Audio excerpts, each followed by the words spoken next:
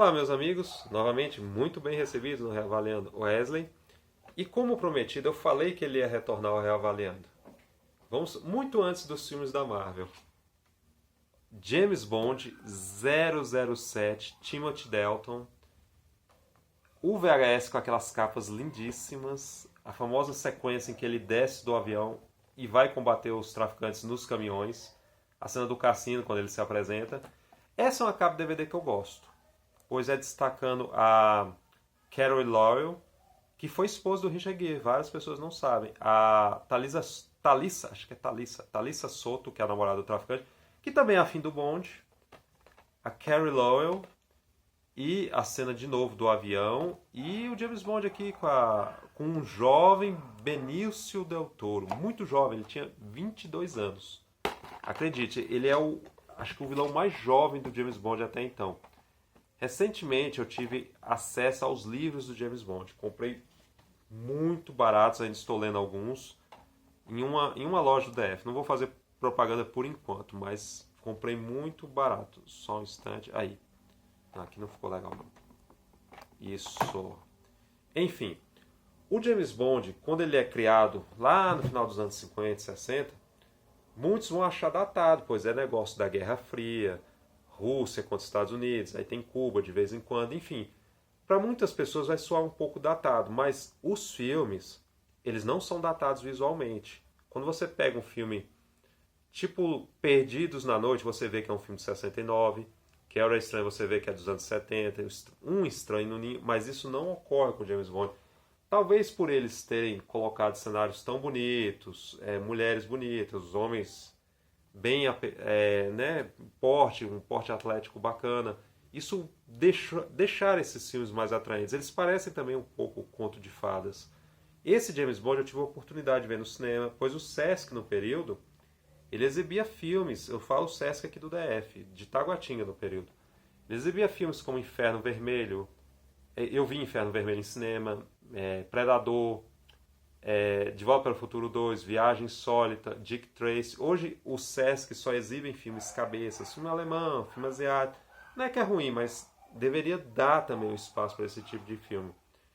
E no que eu estou lendo esses livros do James Bond, é o James Bond que o Timothy Dalton queria jogar a princípio.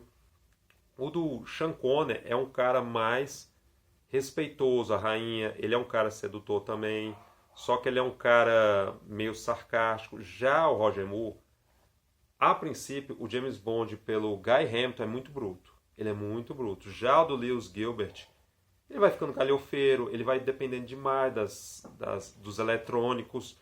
Todo espião tem que depender, mas o do Roger Moore, ele chega ao excesso. Quando é lá no começo dos anos 80, depois do fracasso do Portal do Paraíso, quem praticamente salva a United Arts são os filmes do James Bond e pelo John Glenn, que aí tem um retorno bom, tem gente que não sabe. O Somente para Seus Olhos deu um retorno muito bom. E a 7, a afinada revista 7 que eu tenho aqui em casa, ela falou ela tem um artigo, não, que James Bond não tinha diretores autorais. Tinha sim. Eles talvez não tivessem tanta ousadia, esses diretores, que é a franquia era do Harry Salkman, o Albert Broccoli. Eles controlavam bastante o que deveria, o que não poderia, o que poderia ser ousadia. Enfim, era muito complicado. E James Bond ele tinha que circular o mundo. Ele não poderia ofender, não tinha o lance da censura também. E olha que o James Bond, ele era acusado de ser machista, armamentista, playboy. Playboy ele é, isso aí não tem como. Isso é nítido. Uma vez eu vi um cara falando, mas ele é playboy, mas a graça é que ele é playboy, pô. Mas enfim. Só que aí o Timothy Dalton ele chegou à conclusão, caramba, eu vou ter que retornar esse Bond. Aliás, eu vou ter que apresentá-lo ao público. Até então, o público não conheceu os livros do Bond, só vão sendo difundidos para nós muito depois. No Brasil, então, é mais complicado. Quando ele faz, já abordado pelo Reavaliando, o Marcado para a Morte, já é uma outra pegada. E o Bond, quando ele surge em 60 nos cinemas, ele não tinha... Esse aqui é o VHS. E o DVD que nós comentamos também. Que é no Afeganistão, aquele que ele vai no Afeganistão, não sei o quê. Até então, o Bond, ele... Quando surge os anos 60, ele não tem rival. Não tem rival, não tem Super-Homem, não tem Batman, não tem X-Men. Ele era só ele, praticamente todos os anos ele tinha que enfrentar ele mesmo. Mas quando entra nos anos 80, vão surgindo o exército de um homem só. Que aí é o Stallone, o Schwarzenegger, o Bruce Willis no final dos anos 80. E esse James Bond é o último James Bond de 80, que ele é cravado de 89, enfim. E quando eu era pequeno eu gostava lá dos filmes de cowboy, de faroeste. Eu via o filme do Stallone, do Schwarzenegger, mas eu ficava mais fascinado com James Bond. Eu olhava, poxa, mas quem é esse cara, rapaz? Ele surge do nada, ele tem um código, ele serve a agência secreta, ele é mulherengo, isso tudo. Uma criança, um adolescente ficava muito fascinado com aquilo ali. Eu vi aquilo e o pessoal mais culto não entendia essas coisas. Só que como é que o James Bond vai combater novos vilões? Pois a Guerra Fria tinha acabado. Não tinha mais Rússia contra os Estados Unidos. Não tinha mais o rival dos Estados Unidos. Vamos falar. Não tinha mais rival naquele período. Enfim, tinha que ter um vilão, senão a história não funciona. Quando eles fazem o Marcado para a Morte, já é contra o exército do Afeganistão, já é outro exército. Se bem que tinha aquele negócio lá com a Rússia e tal, que eles tinham ligações, mas enfim, eles tiveram que inventar esses vilões. Mas quando surge o Permissão para Matar, o vilão já é um traficante de drogas. Talvez uma coisa mais próxima, aquilo. Tinha aquela guerra dos Estados Unidos contra os traficantes. Enfim, aqui tinha meio que um moralismo ali também, mas enfim, sempre tem esses moralismos também. Mas era o grande vilão da vez. Aí o Robert Davi, que é o cara assim dos anos 80 que eu curto demais, meu Deus. Aí ele está nos Goonies, ele está no Jogo Bruto do Schwarzenegger. Ele joga muito bem esse vilão, aquele vilão realmente mau. Ele controla um cartel, ele tem ligações nos Estados Unidos, na CIA, você percebe que ele controla tudo. E era uma época que não tinha internet, você pode perceber isso com bastante clareza. E até então, o começo do Bond é aquele Bond mais camarada no começo. Ele está aí no casamento do Felix Leiter. Felix Leiter é um personagem que surge nos livros, ele aparece em diversos livros do James Bond.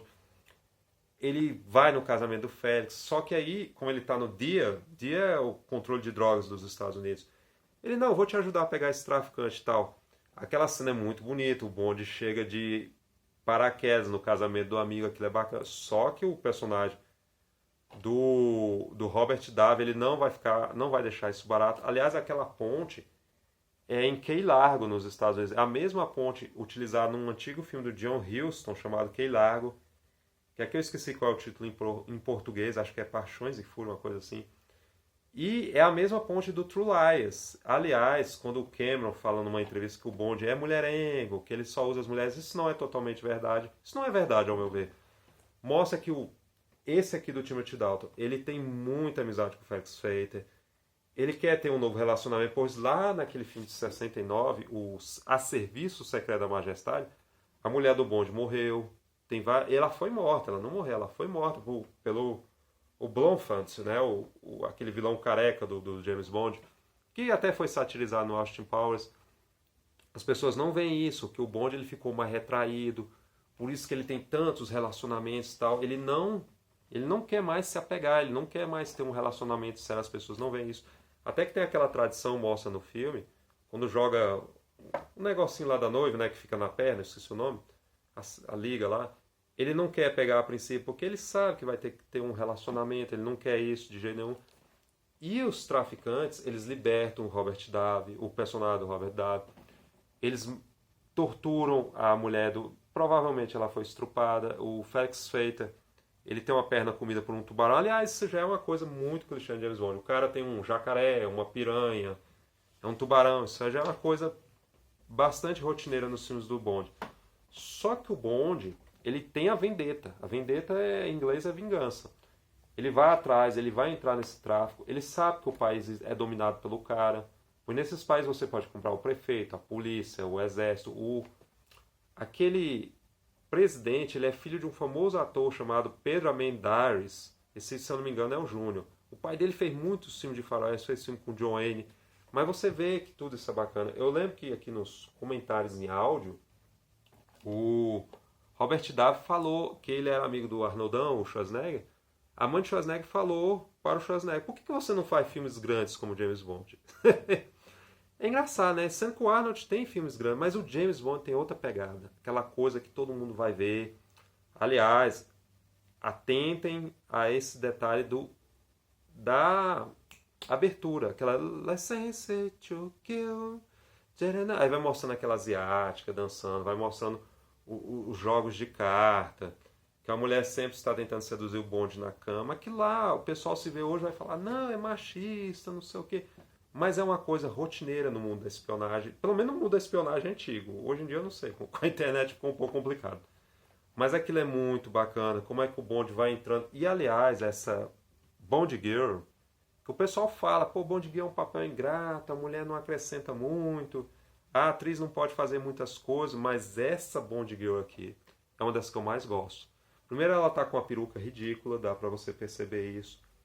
Depois ela mostra que é uma mulher boa de briga, ela é da espionagem, ela pilota aviões, você pode ver que ela pilota aviões, ela enfrenta de igual para igual o personagem do Del Toro. Aliás, o Del Toro, muito antes de entrar lá na franquia da Marvel dos Guardiões da Galáxia, ele é um cara mau, aquele negócio que ele faz, né? Tipo meio que Wolverine, solta a faca. Ele chegou a machucar o Timothy Dalton numa sequência. Aliás, é uma pena que o Timothy Dalton não tenha fechado a trilogia.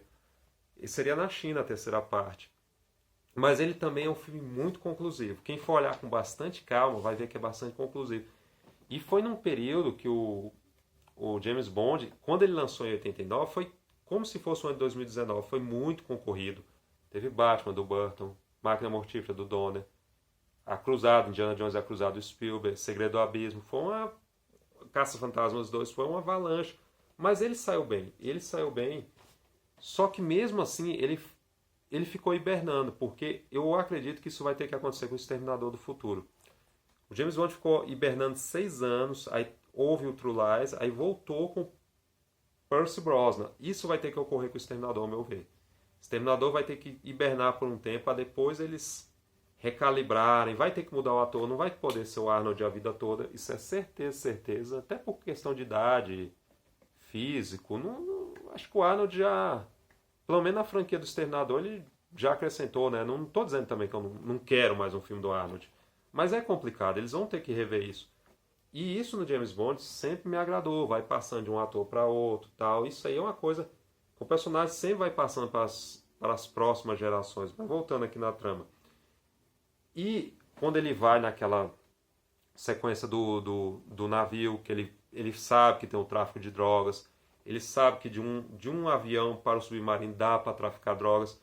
Eu lembro que o meu amigo aqui, o Xande Jovem, ele até comentou do Exterminador, que os efeitos não datados, mas é isso que eu fico olhando.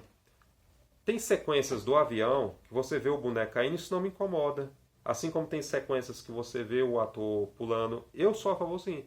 Desde que seja uma sequência do boneco, mas seja bem equilibrada e que também não machuque o dublê, não está ruim, está de bom tamanho para a minha pessoa. Tem que ter esse equilíbrio. Ao meu ver, tem que ter esse equilíbrio. Aquela sequência, quando o cara tem a cabeça, ela explode, parece os scanners do David Cronenberg, também é bacana, mas você vê que é um boneco, mas não é coisa que me incomoda, até porque a sequência original, segundo eles, ela seria muito mais sangrenta, eles tiveram que passar pela censura, porque o James Bond, ele é um personagem que tem que pegar as crianças de 13, 14, e aliás, James Bond vai voltar esse ano com o Daniel Craig. Ele não tem medo de filmes como Vingadores, Mulher Maravilha, ele vai lá contra a Viúva Negra, o James Bond. Os caras sabem que ele tem bala na agulha, ele consegue concorrer. Pode até não dar a bilheteria, mas vai dar dinheiro, isso aí pode ter certeza. E é um cara assim que ele vai, é a maior franquia ao meu ver, né? Nem tanto Star Wars. Ele vai passando aí, já tem praticamente 50 anos, né? Mais de 50 anos no cinema. E isso aqui é o bacana no Timothy Dalton. Você pode ver o olhar, quando ele vê que o amigo está ferido, quando ele vê que a mulher do amigo foi violentada, ele desafia o serviço secreto inglês.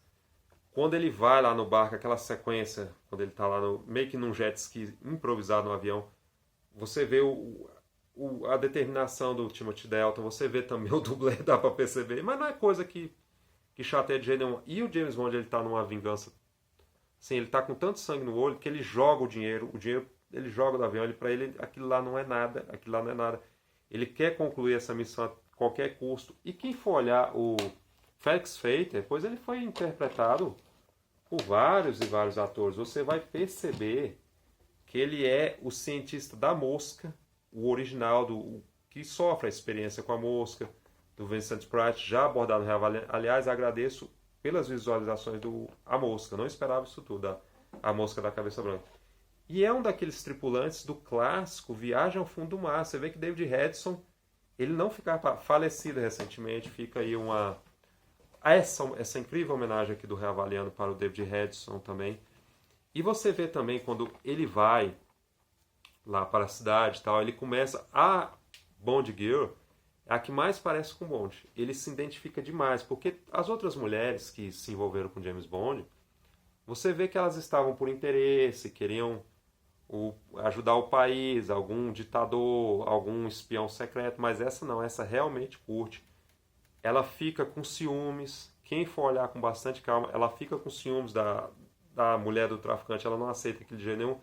E é o filme que você mais vê o Kay, né? O Kay, o agente que constrói as armas para o Bond, e não são armas tão espalhafatosas. Você vê que ele meio que trata o Bond como um sobrinho, né? Um filho e tal. Depois no Daniel Craig eles colocaram aquele Kay mais jovem, mais nerd, mas eu entendo também essa mudança. Eles tiveram que pegar um Kay para pegar mais a população mais jovem. O jovem ele é um pouco relutante com James Bond. Mas isso aqui é bacana no Timothy Dalton. E ele realmente, o que é o negócio? Ele é um ator, uma vez o Sean Connery falou, que James Bond é igual Shakespeare, não é fácil de interpretar. Qualquer um tem uma interpretação, é um negócio, tem que ser na medida, tal, não sei o quê. O Dalton, ele é frio demais em algumas cenas ele é muito, sabe, ele tem uma ternura assim, ó, ele realmente entendeu o que era esse personagem. Ele vai ter que desafiar o serviço secreto, ele vai ter que desafiar qualquer coisa. Aliás, uma coisa que não sei se todos pegaram, você vê que tem já o tráfico internacional de drogas, você vê que os japoneses estão envolvidos lá com o outro país, que a droga vai passar para outros locais. Tem o sistema, aquele sistema, tipo aquelas teleigrejas que passa lá no 36, na Bandeirantes. Mas lá no filme você vê que é uma picaretagem. Através dos códigos, eles vão ter a quantidade exata de drogas.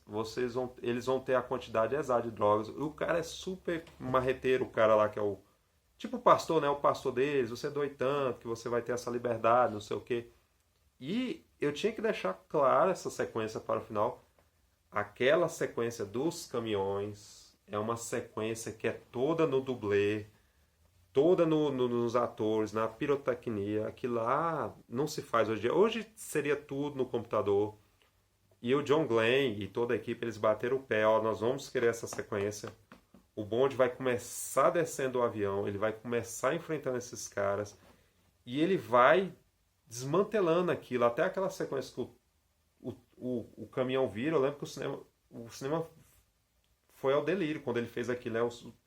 Ele empina o caminhão também empina, que ele sabe que tem que passar pelo fogo. Se ele passa daquele jeito e acertar no motor, ele foi inteligente, ele não, vou levantar o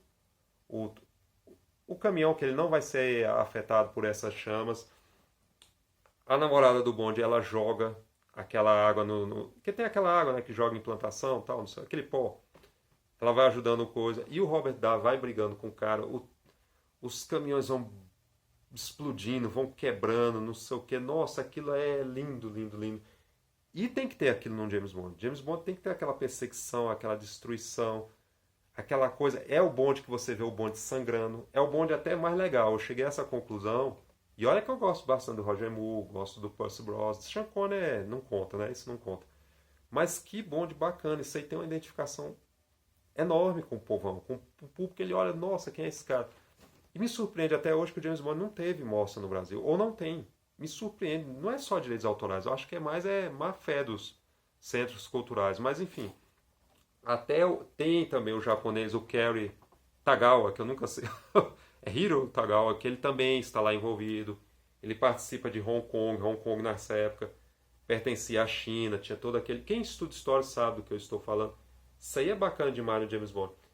E até a sequência final, que eu não deveria falar, mas é um filme já que tem 30 anos. A Carrie Lowell, ela fica muito triste, ela acha que o Bond quer a Thalissa Solto. Aliás, que duas Bond Girls bonitas, né? Ela acha que ela não quer nada com ele. Ele pula da sacada, ele vai parar na piscina. Nossa, aquilo lá é muito bonito. Por isso que eu digo que é um filme conclusivo, porque se a saga do James Bond encerrasse ali, era um final bonito. Você falava, não, meu Deus, encerrou aqui. Mas lógico que não vai parar. É franquia, o dinheiro está em jogo, isso está muito em jogo. E é um filme que não foi indicado a nenhum Oscar. Aquela sequência dos efeitos especiais merecia demais. O problema é que na época teve o Barão Munchausen, que é bom, eu gosto. De Volta para o Futuro 2. E quem ganhou foi O Segredo do Abismo, que foi justo. Mas tinha que ter isso. E também até hoje eles estão lutando em Hollywood, que tem a categoria Oscar de efeitos de dublê. De dublês. Até hoje não tem, é uma pena.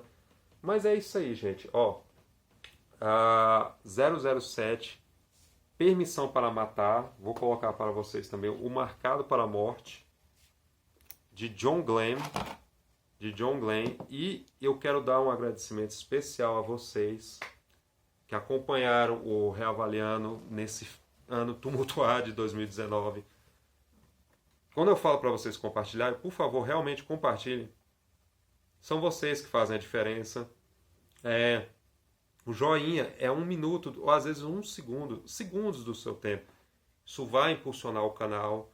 Estamos quase em 400 pessoas. Não é fácil produzir conteúdo no DF. Tem gente que não quer que você produza conteúdo no DF. Infelizmente é verdade. Eu agradeço demais esses acessos de vocês, tanto nos quadrinhos, nas revistas, nos livros. É muito agradecido. Vocês não sabem a felicidade que me dá. Quando vem aqueles primeiros comentários, dá uma felicidade muito enorme.